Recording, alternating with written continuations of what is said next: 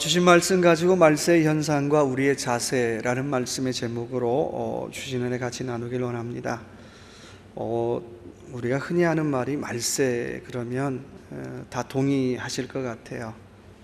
굳이 얘기하지 않아도 말세, 목사님 우리 당연히 말세 살지요, 그러실 것 같은데요. 1992년 10월 28일 유명한 다미 선교의 휴거 사건을 여러분 잘 알고 계실 겁니다. 당시에 한국에서도 굉장히 큰 소동이 있었지만 미국 땅에서도 굉장히 큰 소동이 있었습니다. 당시에 미국 땅에는 한 1000명 정도의 이장님, 목사님, 하여튼 목사를 추종하는 성도들이 휴거 소동을 일으켰습니다. 대부분의 사람들은 이런 사람이었어요. 사업을 포기하고 또 이혼을 하고 또 학교를 중단하고, 정말 10월 28일 몇 시에 온다 그랬죠? 근데요, 혹시 기억하세요? 하여튼 그날 밤에 온다 그랬는데 기도하고 난리가 났잖아요. 근데 오지 않았어요. 당시에 이 사람들이 겪었던 정말 충격들, 또 그들로 인해서 겪은 사회적인 충격들은 굉장히 컸습니다. 제가 오늘 궁금해서 이장님 목사가 혹시 어디 있나, 별 쓸데없는 관심이죠. 그랬더니 1년 징역을 받았더라고요. 그래서 이건 좀 약하다. 언론 한국을 갖다가 시끄럽게 하고 또 미국 땅까지 시끄럽게 했는데, 저는 그걸로 끝난 것이 아니라 문제는 이 단미 선교회 출신들이 계속해서 지금도 여전히 10년 단위로 또 종말론 소동을 일으키고 있다라고 하는 거예요. 선생을 따라서 10년마다 날짜를 바꿔가면서 종말론 소동을 일으키고 있는데, 우리가 잘 아는 하방이기도 그렇고요, 이만성도 그렇고요. 지금 열심히 인터넷에서 열심히 종말이 올 겁니다. 2013년에 온다 그랬는데 안 맞으니까 또 살짝 날짜를 옮기더라고요. 참 이것만 봐도 말세라고 하는 생각이 저절로 듭니다. 저와 여러분 신앙생활하면서 말세가 되면 될수록 우리가 참 잘 알아야 될 것 중에 하나가 영적인 정보라는 생각이 들어요. 영적 정보 하나 잘못 알게 되면 가정 무너지는 건 순식간이고요, 사업장, 개인의 인생 망가지는 건 순식간이라고 하는 거예요. 그래서 특별히 마지막 때, 우리가 너나 할 것 없이 우리 마지막 때입니다, 종말 때입니다라고 하는 걸 인정하잖아요. 그렇지만 정확하게 마지막 때지만 그 마지막 때에 대한 영적 정보를 가지고 또 거기에 대해서 적절하게 잘 지혜롭게 또 대처해 나갈 수 있는 저와 여러분의 삶이 되시길 주님의 이름으로 축원합니다. 자, 마지막 때의 현상과 우리의 자세라 그랬는데 1절 한번 같이 읽어볼까요? 내가 이것을 알라 말세에 고통하는 때가 이르리니. 1절에 보니까 내가 이것을 알라, 영어로 mark라고 하는데 그 뜻은 뭔가요? 표시하다, 기록하다라는 거죠. 너 이거 알았으면 좋겠다라고 하는데, 너 이거 알라면 알고 말려면 말해, 그게 아니라 너 이거 꼭 알아야 돼. 너 꼭 이거 기억했으면 좋겠다. 꼭 이거 명심했으면 좋겠다. 마크했으면 좋겠다라고 얘기하고 있어요. 그러면서 2절 이하에 보면 말세에 대한 18가지 특징이 나오고 있지요. 근데 그 시작 한번 읽어볼까요? 2절 같이 한번 읽어볼까요? 사람들이 자기를 사랑하며 돈을 사랑하며 자긍하며 교만하며 회방하며 부모를 거역하며 감사치 아니하며 거룩하지 아니하며 뒤에도 보면 사랑하며 또 나오는데, 2절 이하에 나오는 단어 중에 사랑이란 단어를 한번 뽑아서 제가 한번 읽어볼게요. 이렇게 한번 읽어볼게요. 자기를 사랑하며, 또 뭘 사랑하죠? 돈을 사랑하며, 또 뭘 사랑하는 거죠? 4절에 쾌락을 사랑하며. 하나님은 뭐 하죠? 사랑하는 것이 아니죠. 하나님 사랑 안 한다는 얘기죠.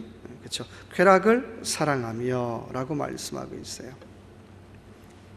자기 사랑하며 돈 사랑하며,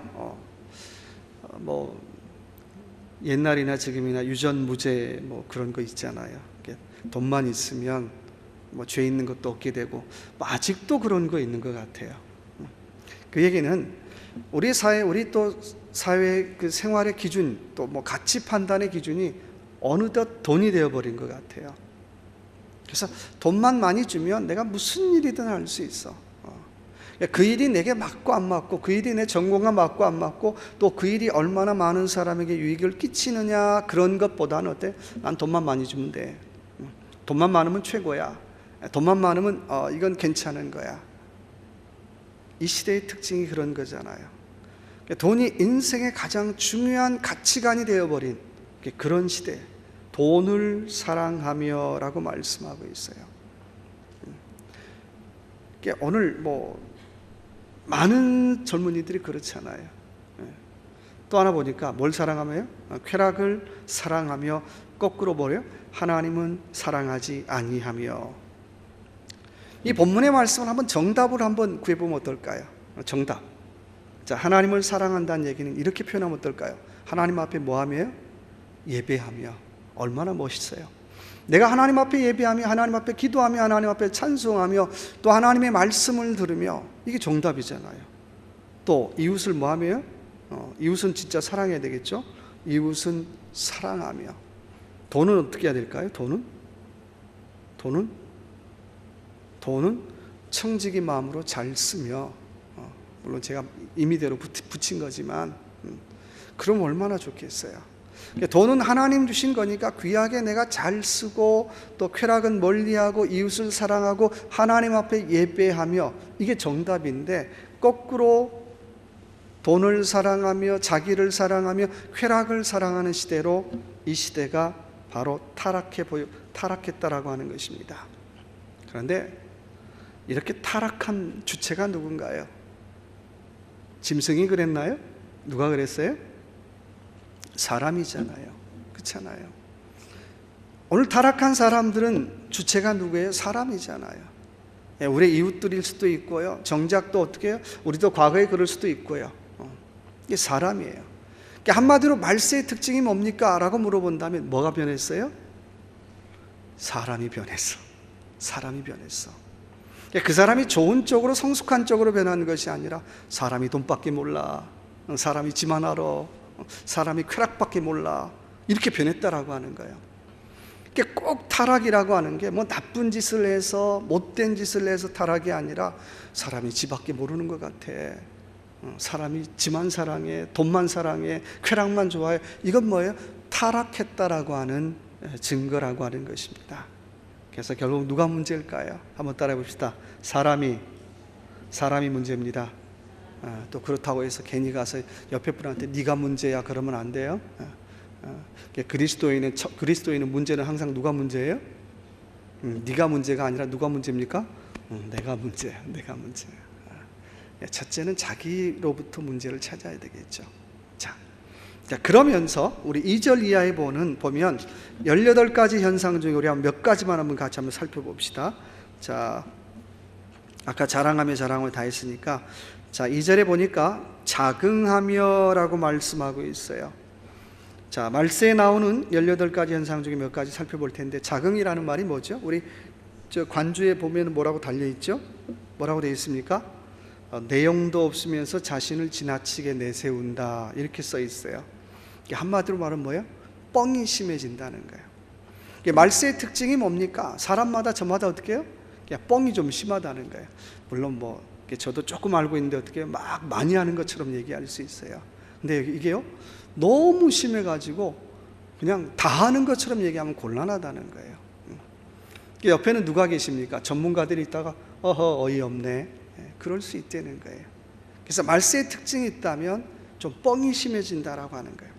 또 하나 보니까는 뭐 다 보지는 않을 거예요. 교만하면 뭐 비슷하고요. 회방하며 라고 말씀하고 있어요. 회방한다는 얘기가 뭘까요? 아무것도 못하게, 그게 아니라 하나님께 대하여 어떻게 해요? 망령된 말을 하는 것. 하나님 앞에 그냥 함부로 그냥 말 툭툭툭툭 하는 거 있잖아요. 굉장히 우리가 어떨 때 그런 면에서는 조심해야 된다는 거예요.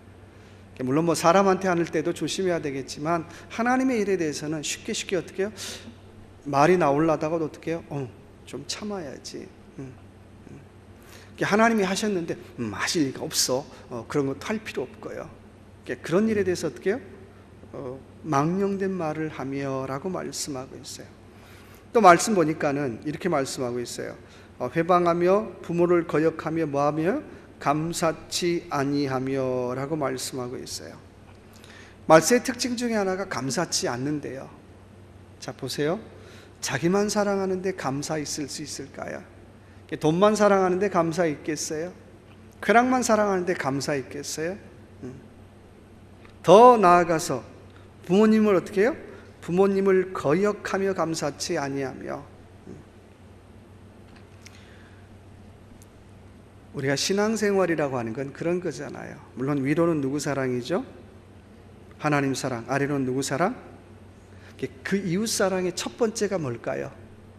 누구 사랑이에요? 부모님 사랑이겠죠. 뭐 가족 간의 사랑도 좋고요. 부모님 사랑이잖아요. 근데 말세가 되면 될수록 특징이 부모님에 대한 감사가 없다는 거예요. 여러분 감사하고 살아가십니까? 부모님에 대해서요?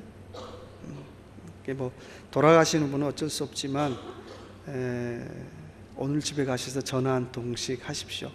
저도 불효자긴 한데 저도 이제 자꾸 어머님이 보여가지고 전화를 했더니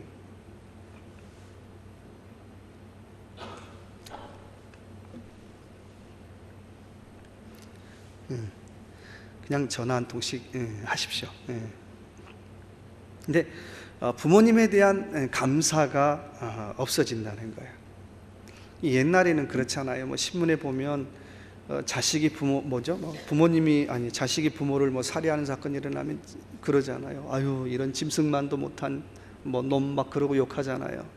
근데 요즘은요 뭐 그런 일들이 너무 많잖아요. 그런 거 봐도 어떻게 해요? 별로 이제 어떻게 안 놀라요. 그랬구나. 뭐 대단한 것도 있는데 뭐 그까진 일 정도 가지고 놀라지 않아요. 참 그런 거 볼 때마다 내가 놀라야 되는데 놀라지 않는 내 모습 보면 야 내가 얼마나 타락했는가 라는 걸 알 수 있게 된다는 거예요. 또 하나 보니까 뭐 무정하며 뭐 3절에 보니까 무정이라는 말이 뭡니까? 다른 사람을 향하여 사랑하는 마음이 없다는 거예요. 최소한 그 사람을 볼 때마다 좀 역지사지의 마음. 저는 역지사지는 좀 그런 것 같고요. 역지심지의 마음. 그 사람의 마음이 되어보는 것. 역지심지라는 말이 있는지는 잘 모르겠는데 그 사람의 마음이 좀 되어보는 것. 그러면 내가 이해할 수 없는 것도 이해하게 되고요. 용납할 수 없는 것도 용납하게 되고요. 또 어떻게 해요? 그래, 그럴 수 있겠구나라고 어떻게 해요? 이해가 되더라고 하는 거예요. 근데 마지막 때가 되면 될수록 다른 사람에 대한 이런 사랑하는 마음이 없어진다는 거예요. 그냥 무정하다는 거예요. 또 뭐가 있습니까? 뭐 원통함을 풀지 아니하며, 원통이라는 말이 무슨 말이죠? 화해하기를 거부하는 것. 그래서 우리 한국 사람이 제일 많이 앓는 병이 무슨 병이죠? 막 죽을 때도 막 그래서 그게 원통이잖아요. 그래서 서로가 살면서 한 맺히게는 하지 마세요. 그래서 어때요? 좀 풀어주고, 내가 풀 건 좀 풀고, 내가 양보할 건 좀 양보하고, 또 내가 어떻게 해요? 이해할 건 이해하고. 신앙생활하는 게 그런 거잖아요. 그래서 저 사람에게 저거 한이 되면 안 되겠구나. 좀 그렇게 풀어주는 것. 근데 그렇게 원통함이 마지막 때의 특징이라고 하는 거예요. 또 보니까 뭐 합니까? 4절에 보면 배반하며 팔며 조급하며, 뭐 자고도 아까 비슷한 얘기지만 조급이란 말이 뭡니까? 입술을 경솔히 여는 것. 그러니까 우리가 참 어때요? 서로 간에 말 실수가 참 많죠. 이런 모든 것들이 어떻게 해요? 마지막 때의 특징이라고 하는 거예요. 근데요, 그것만 특징이 아니라 5절 같이 한번 읽어볼까요? 자, 경건의 모양은 있으나 경건의 능력은 부인하는 자니 이 같은 자들에게서는. 근데요, 마지막 때의 특징이 있다면, 또 하나의 특징이 있다면 뭐예요? 가짜 경건이 유행한다는 거예요. 요즘 말로 말하면, 쉬운 말로 말하면 그런 거죠. 진리를 찾는 사람은 많아요. 또 진리를 찾는 것이 유행처럼 된다는 거예요. 저마다 저기 눈만 뜨면 대단한 진리를 찾는 것 같고, 대단한 걸 찾는 것 같아요. 제 기억에도 보니까 요즘 인문학, 철학 저도 많이 보긴 하지만 이렇게 유행된 적이 별로 없어요. 그냥 입만 열면 다 어떻게 해요? 철학, 입만 열면 인문학 다 얘기하잖아요. 근데 과연 실제로 진리를 찾고 있느냐라고 하는 겁니다. 진리를 찾았느냐라고 하는 거죠. 사람들이 진리에 목말라서가 아니라 그 진리를 찾는 것이 유행처럼 되었기 때문에 어떻게 해요? 그래, 나도 한번 해야지, 나도 한번 찾아봐야지. 그런 가짜, 그런 거짓된 경건들이 굉장히 유행하더라고 하는 것입니다. 좀 다르게 표현한다면 그렇게 표현하면 어떨까 싶어요. 진리의 좀 사기꾼들. 자, 8절에 보면, 자 봅시다. 8절에 두 사람 나오죠. 얀네와 얀브레가 모세를 대적한 것 같이 저희도 진리를 대적하니 이 사람들은 그 마음이 부패한 자요 믿음에 관하여는 버리운 자들이니라. 얀네와 얀브레가 누굽니까? 관주에 보면 이렇게 나와 있죠. 모세가 바로 왕 앞에서 이적을 일으킬 때 따라했던 바로의 술사들의 이름이라고 얘기를 합니다. 물론 정확하게 성경에 나오는 얀네 얀브레는 여기서 나오지만 실제 모세 시대에는 어때요? 누구라고 나오지는 않죠. 유대인의 전통에서 나온 얘기인데, 근데 그들이 어떻게 해요? 똑같이 따라하죠. 똑같이 따라하지만 피계, 이파, 언제부터 네 번째인가요? 네 번째부터는 어때요? 뭡니까? 어느 나라죠? 갑자기 생각이 안 나네. 애굽 사람들 사는 곳에만 내리잖아요. 똑같이 흉내내는 것 같지만 결국 어때요? 다 따라하지 못한다는 거예요. 9절의 말씀에도 보면 그러나 저희가 더 나아가지 못할 것은 저 두 사람이 된 것과 같이 저희 어리석음이 드러날 것임이니라. 유행처럼 마치 진리를 찾는 것이 유행처럼 번지는데 결국은 뭐예요? 진리를 찾는 것이 아니라고 하는 거죠. 마치 경건 생활을 하는 것이 굉장히 유행처럼 번지는데 그것이 진짜 경건 생활을 하는 것이 아니라고 하는 거예요. 마치 이거하고도 비슷할 수 있겠죠. 저도 십자가 목걸이 다 좋아하는데 믿는 사람도 십자가 목걸이 달고 다니지만 어떻게 해요? 안 믿는 사람들이 더 많이 달고 다녀요. 이게 유행처럼 번지는 것, 과연 그 의미를 알고 달까? 진짜 알고 달지 못하는 게 너무 많다라고 하는 거예요. 그런데 이제 이런 마지막 때의 특징에서 디모데에게 부탁하는 말, 다시 5절로 돌아갑니다. 다시 5절로 한번 같이 읽어볼까요? 경건의 모양은 있으나 경건의 능력은 부인하는 자니 이 같은 자들에게서 어떻게 해요? 내가 어떻게 해요? 돌아서라. 오늘 디모데에게 부탁하는 말, 또 말세를 사랑하는 성도들에게 부탁하는 말은 마지막 때 이런 특징이 있는데 이런 특징 속에 우리가 해야 될 일이 있다면 네가 뭐 하라고요? 돌아서라. 돌아선다는 말은 뭡니까? 쉬운 번역에 보니까 본받지 말라는 거예요. 본받지 말라는 건 뭡니까?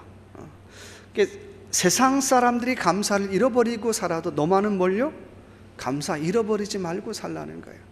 세상 사람들이 부모를 우습게 여겨도 너만은 뭐 하라는 겁니까? 부모 우습게 여기지 말고 부모에게 감사하라는 거예요. 세상 사람들이 하나님을 회방하는 말을 우습게 해도 너만은 뭐 하지 말라는 겁니까? 너만은 하나님을 회방하는 말 함부로 하지 말라는 거예요. 그게 돌아서는 거예요. 말로만 내가 돌아섰습니다가 아니라 그래, 내가 다시 한번 감사를 회복하는 것이 돌아서는 거고, 내가 부모님에게 감사하는 것이 돌아서는 것이고, 내가 하나님 앞에 어떻게 해요? 한마디라도 더 영광 돌리는 그것이 돌아서는 것이라고 말씀하고 있는 것입니다. 그런 상황 속에 돌아서라고 하는 거예요. 자, 그러면서 구체적으로 이렇게 신앙생활하라고 10절 이하에서 얘기하고 있습니다. 제가 한번 10절 한번 같이 읽어볼까요?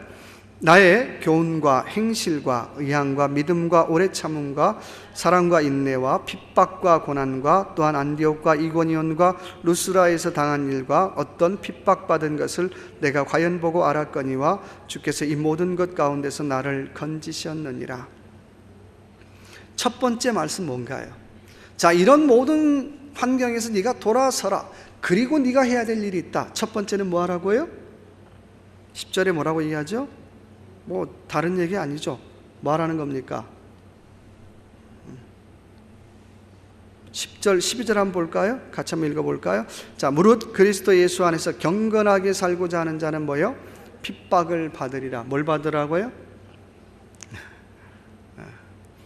핍박을 받으라. 별로 좋아하는 말은 아니잖아요. 그런 모든 말세에 많은 특징들이 있는데 그런 것을 돌아섰으면 이렇게 살아라. 그러면서 첫 번째 주는 말씀이 핍박을 받으라 라고 말씀하고 있어요. 아, 참 무거운 말이죠.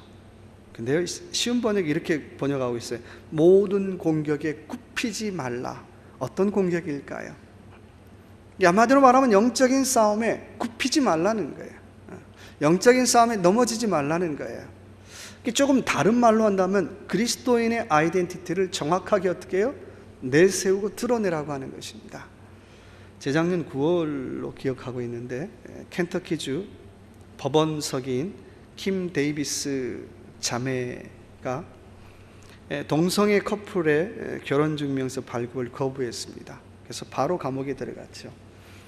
아마 제 기억으로는 4일인가 3일째인가 그러는데 4일째인가 3일째인가 때 켄터키주에서 설득을 했어요. 만약에 지금이라도 당신이 나와서 그 동성애 커플의 결혼증명서 발급만 해주면 당신 바로 감옥에서 풀어주겠다. 근데 그분이 신앙적인 이유를 들어서 거절했어요. 그래서 켄터키주에서는 어떻게 해요? 이건 연방의 결정이야. 왜 당신이 거부하는 거야? 만약에 당신이 거부하게 되면 당신 언제 감옥에서 나올지 모른다. 그렇게 협박을 했어요. 뭐 협박이 하여튼. 그래서 계속 이분이 나는 발급할 수 없습니다. 내 신앙 양심상 나는 발급할 수 없습니다. 그래서 켄터키주 의회에서 대신 그 밑에 있는 직원들을 설득을 해서 그 밑에 있는 직원들이 그 결혼증명서를 발급해 주는 사건이 일어났습니다. 이 사건을 보면서 그런 생각 들었어요. 와, 나 같으면 그렇게 할 수 있을까? 연방의 결정인데 이분은 하루아침에 잡 잃어버리고요, 감옥에 갇히고요, 한국말로 말하면 정가 올라가는 거잖아요. 그리고 켄터키주에서는 어떻게 쉽게 잡 찾을 수도 없잖아요. 근데 과연 그 모든 것들을 포기하고 나는 신앙 양심상 나는 도무지 이거 할 수 없습니다라고 그렇게 말할 수 있을까? 와, 굉장히 용기 있는 여성이다. 그런 생각과 동시에 이런 생각이 들었어요. 믿는 사람들이 믿음의 입장에 대해서 분명히 나타나고 정리해야 될 때가 온 것 같다라는 생각이 들었어요. 우린 그러잖아요. 아유, 뭐 꼭 그렇게 유별나게 살아야 됩니까? 남들도 안 그러는데. 뭐 좋은 게 좋은 거고 또 사랑도 있는 거고 두리뭉실하게 살 때 많잖아요. 뭐 저도 그렇고요. 근데요, 믿는 자가 어떻게 마지막 때가 되면 될수록 믿는 자가 어떻게 분명히 자기 입장을 밝혀야 될 때가 온다라고 하는 거예요. 교회에서 믿습니다가 아니라 여러분의 생활의 현장 속에서 나는 믿는 사람입니다. 당신이 보기에도 내가 부족한 건 많습니다. 나도 뭐 간혹 거짓말도 하고 부족한 건 많은데 그럼에도 불구하고 나 믿는 사람입니다. 당신이 뭐라고 얘기하든지 간에 나 예수 믿는 사람입니다. 당신이 인정하든 안 하든 간에 나는 예수 믿는 사람이고 예수 믿는 사람의 양심으로서 나는 이 일을 할 수 없습니다라고 고백할, 자기 입장을 분명히 고백할 때가 왔다라고 하는 것입니다. 근데 그걸 고백하는 순간 뭐가 따라와요? 핍박이 따라와죠. 킴 데이비스 자매처럼. 여러분 그렇게 하실 수 있을까요? 쉬운 일 아니죠. 그렇지만 우리가 잊지 말아야 될 것은 마지막 때가 되면 될수록 말로만 종말이 아니라 마지막 종말의 때를 살아가는 우리의 신앙 자세는 날마다 우리의 신앙의 어떻게 정체성에 대해서, 우리 믿는 사람의 입장에 대해서, 나의 믿음에 대해서 분명하게 자기 입장 또 자기의 고백을 드러내고 살아야 한다라고 하는 거예요. 13절의 말씀 보니까 이렇게 말씀하고 있어요. 악한 사람들과 속이는 자들은 어떻게 해요? 더욱 악하여져서 속이기도 하고 속기도 하나니라고 말씀하고 있어요. 마지막 때의 모습이죠. 악한 사람은 계속 더 악해진다는 거예요. 내 힘으로 할 수 없는 건 어떻게 안 되는구나. 영적인 양극화가 어떻게 해요? 더 심해지겠죠. 자, 그러면서 하는 말이 14절 같이 읽어보겠습니다. 그러나 너는 배우고 확신한 일에 거하라. 내가 네게서 배운 것을 알며 라고 말씀하고 있어요. 자, 그러면서 주는 말씀, 너는 배우고 어떻게 해요? 확신하는 일에 거하라 라고 말씀하고 있어요. 마지막 때가 이러니까 너 기도원으로 가라, 또 도망가라 그렇게 말씀하지 않아요. 마지막 때가 이러니까 그러면 그럴수록 네가 배우고 확신한 일에 거하라. 저기 14절에 보니까 네가 네게서 배운 것을 알며 라고 말씀하고 있어요. 15절 같이 또 읽어볼까요? 또 내가 어려서부터 성경을 알았나니 성경은 능히 너로 하여금 그리스도 예수 안에 있는 믿음으로 말미암아 구원에 이르는 지혜가 있게 하느니라. 우리가 어떤 일에 거해야 될까요? 우리가 배우고 확신한 일에 거해야 돼요. 내가 배운 것만으로는 충분하지 않아요. 확신이라고 하는 건 뭡니까? 내 마음이 어떻게 해요? 내 마음으로 소화가 된 거죠. 또 내 삶으로 소화가 돼서 생활로 나타날 때 그때 어떻게 그게 확신한 거죠. 아무리 좋은 지식이 있어도 내가 소화가 안 되면 어떻게 해요? 그냥 지식이죠. 근데 내가 잘 소화가 되면 그 지식은 내게 지혜가 될 수 있잖아요. 오늘 말씀 보니까 그렇게 말씀하려는 거예요. 그냥 말씀이 어떻게 해요? 그냥 있는 말씀이 아니라 네가 잘 소화해서 배우고 확신한 일에 가라. 그리고 어떻게 해요? 그렇게 살기 위해서 15절에 보니까 뭘 배우라고요? 뭘 배우라고요? 하나님 말씀 배우라는 거죠. 15절에 보니까 이렇게 말씀하고 있어요. 또 내가 어려서부터 뭘 알았나니? 저는 이 말씀 보면서 참 정말 감동받는 말씀이다. 뭐 네가 청년의 때 성경을 알았나니, 아니면 네가 노년 때 성경을 알았나니가 아니라 디모데는 언제부터 성경 알았대요? 이게 요즘 말로 무슨 신앙이에요? 모태신앙이죠. 여러분 모태신앙 아닌 것 뭐 속상해할 것도 없고요. 네가 어려서부터 성경 알았다. 디모데의 외조모가 누굽니까? 로이스 어머니 유니게에게 어려서부터 성경을 훈련받았다는 거예요. 얼마나 큰 축복이에요. 여러분 자녀들이 누릴 수 있는 최고의 축복이 뭘까요? 물론 뭐 좋은 학교 가서 공부하는 것, 또 좋은 환경에서 배움의 과정을 갖는 것, 또 뭐 엄마 아빠의 보살핌 속에 좋은 환경 속에 커가는 것도 좋겠지만 그 중에 제일 큰 축복이라면 이 부분이겠죠. 네가 뭐요? 네가 어려서부터 성경을 알았나니. 아마 이 말은 이것보다 훨씬 좋을 것 같아요. 너는 어려서부터 천재였나니. 천재였나니 이상하다. 너는 어려서부터 천재였어. 너는 어려서부터 뭐 숫자 계산을 잘했어. 너는 어려서부터 똑똑했어란 말보다 정말 비교할 수 없을 만큼 아름다운 말씀이잖아요. 네가 어려서부터 성경을 알았나니. 제가 이 말씀 보면서 우리 교회학교 선생님들의 책임감이 얼마나 클까. 원하기는 교회학교 선생님들의 책임은 뭘까요? 어려서부터 뭐하게 하면 되는 거예요? 죽기 살기로 아이들에게 어려서부터 성경을 알았나니. 그 고백 나오게 하면 되는 거예요. 좋은 어머니 좋은 아버지의 책임이 뭘까?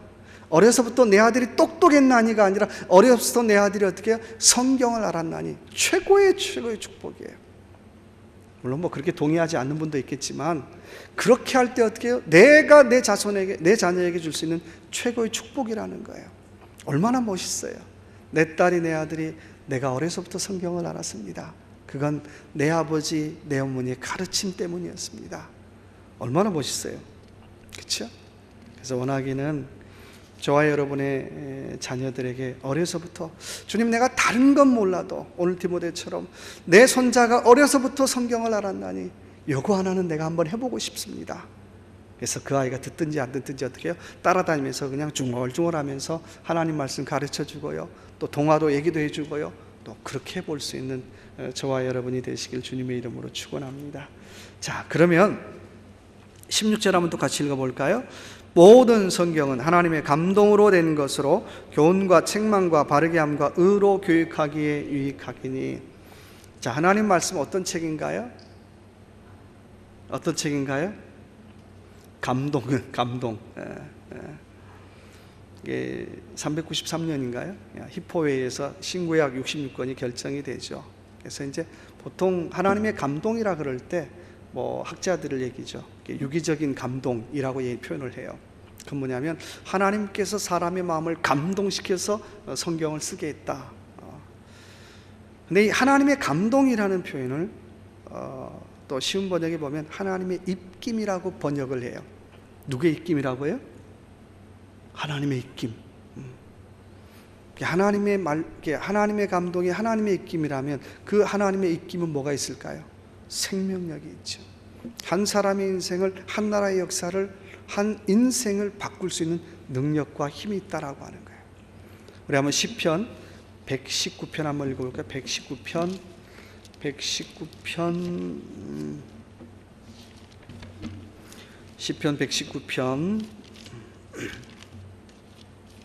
97절에서 105절입니다. 제일 긴 장이라서요. 197절부터 893페이지입니다. 893페이지 97절에서 105절까지 그냥 다 같이 한번 읽어볼게요. 내가 주의 법을 어찌 그리 사랑하는지요. 내가 그것을 종일 묵상하나이다. 주의 계명이 항상 나와 함께하므로 그것이 나의 원수보다 지혜롭게 하나이다. 내가 주의 증거를 묵상함으로 나의 명철함이 나의 모든 스승보다 승하며 주의 법도를 지킴으로 나의 명철함이 노인보다 승하니이다. 내가 주의 말씀을 지키려고 발을 금하여 모든 악한 길로 가지 아니하였사오며 주께서 나를 가르치셨으므로 내가 주의 규례에서 떠나지 아니하였나이다. 주의 말씀의 맛이 내게 어찌 그리 단지요 내 입에 꿀보다 더하니이다. 주의 법도로 인하여 내가 명철케 되었으므로 모든 거짓행위를 미워하나이다. 주의 말씀은 내 발의 등이요 내 길의 빛이니이다. 주의 말씀은 내 발의 등이요 내 길의 빛이니이다. 아멘. 아멘. 정말 하나님 말씀은 하나님의 입김이고 생명력 있는 말씀이라고 하는 것입니다. 그래서 하나님의 말씀은 오늘 디모데후서 3장에 보면 구원에 이르는 지혜가 있잖아요. 우리 D.L. 무디라고 하는 유명한 부흥 강사를 여러분 기억하실 겁니다. D.L. 무디는 초등학교도 겨우 졸업을 했죠. 그의 인생을 보면 학교보다도 농사일을 더 많이 했던 분이에요. 어딜 가면 오래 이렇게 좀 버티지 못했던 분 같아요. 그래서 삼촌이 몇 가지 한 4가지 정도 약속을 하고 삼촌 구두가게에 취직을 하게 됩니다. 그런 그가 은혜를 받아서 나중에 복음을 전하는데 2억이 넘는 사람들에게 복음을 전해요. 무디에게 은혜 받은 사람들이 수많은 사람들이 와서 당시에는 설교집이 없으니까 이제 설교집을 좀 이렇게 구할 거 아니에요. 근데 구하는 사람마다 다 탄식을 해요. 무슨 말인지 모르는 거예요. 저도 가끔 받침을 빼먹고 그럴 때가 있는데 한 문장 하면 어떻게 해요? 받침이 막 한 4-5개가 빠져 있는 거예요. 그게 무슨 말인지 알 수 없다는 거예요. 한국말로 받침이 보여. 영어로는 단어가 빠져 있다는 거죠. 그래서 어떻게 이런 게 당연하죠, 근데 그게 중요한 거 아니잖아요. 문법도 안 맞고 때로는 어떻게 해요? 문장도 적절하지 않아요. 근데 2억이 넘는 사람들에게 복음을 전했다라고 하는 것입니다. 무엇이 그렇게 했을까요? 복음의 능력이죠. 자, 오늘 디모데후서 3장 우리 마지막 절 한번 읽어볼까요? 3장 한번 볼까요?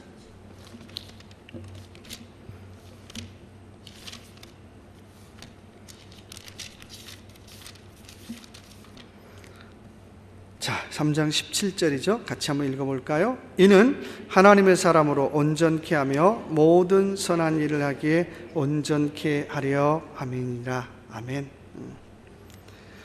하나님 말씀에 유익함이 있다면, 그 능력이 있다면 뭡니까? 하나님의 사람을 어떻게 해요? 사람을 뭐 한다고요? 온전케 한다는 거예요. 온전케 한다는 거예요. 세상에 누가 그 무엇으로 사람을 온전케 할 수 있겠어요? 그러나 복음만이 사람을 온전케 세워줄 수 있는 줄로 믿습니다.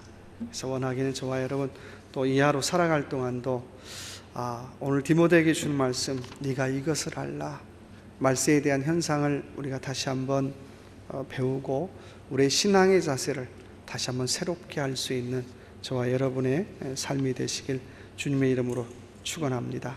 같이 한번 기도하겠습니다.